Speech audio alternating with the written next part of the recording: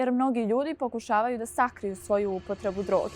Kokainska zavisnost, kao i bilo koja druga vrsta zavisnosti, ima ozbiljan uticaj na fizičko i mentalno zdravlje osobe. Prepoznavanje simptoma kokainske zavisnosti može biti izazovno, jer mnogi ljudi pokušavaju da sakriju svoju upotrebu droge, ali postoje znaci koji mogu ukazivati na to da je neko zavistan od kokaina. Pod 1.